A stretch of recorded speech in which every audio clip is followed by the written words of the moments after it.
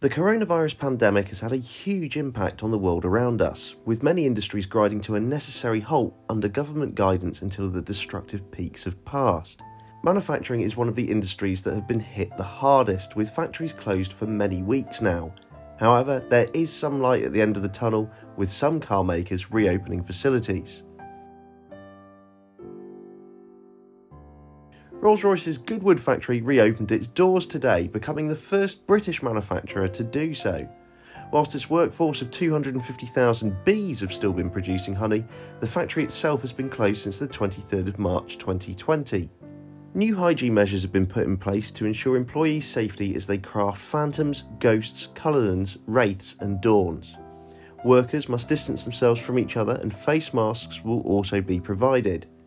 The British Marques two-shift system has also been reduced to just one, dropping output by 50% but boosting employee safety.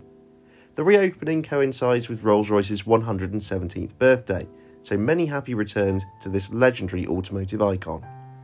Aston Martin will finally open its St Athan factory in Wales on the 5th of May, with investors and new owner Lawrence Stroll keen to get production moving. Aston has received a huge cash injection to make real its mid-engine supercar dreams, but it's the new DBX SUV that will be the marque's real breadwinner. The sooner the handsome new luxury SUV car finds its way to owners, the sooner Aston can balance the books.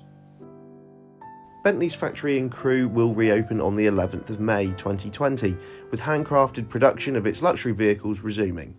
Just like all manufacturers, the British marque has come up with a plan to help keep its workers safe. The extensive list of 250 new hygiene and social distancing procedures shows the same level of attention to detail you can find in any of its cars. The headlines around Jaguar Land Rover haven't been positive of late, with losses and falling sales. However, it aims to get factories moving again next week.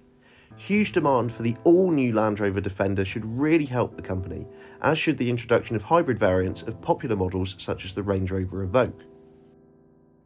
Production is to restart at the Lamborghini factory in Italy after the Raging Bull joined many creating protective clothing for frontline workers. Not only can we expect to see new supercars rolling off the production line once again, but on the 7th of May, Lamborghini will be announcing a new model. Talk about being raring to go. Ferrari joins its Italian neighbour in heading back to work, but the prancing horse is taking an extra precaution to keep employees safe from COVID-19. Everyone will take an antibody blood test to check for the virus. This represents a big investment in time and resources for Ferrari, but it's keen to get its factory back up and running in a way that reduces the risk of transmission. Many Volkswagen Group factories in Europe are back to work now, albeit under strict new hygiene systems. Skoda, Audi and Volkswagen are gradually restarting production, with all employees being provided with protective clothing and wash points.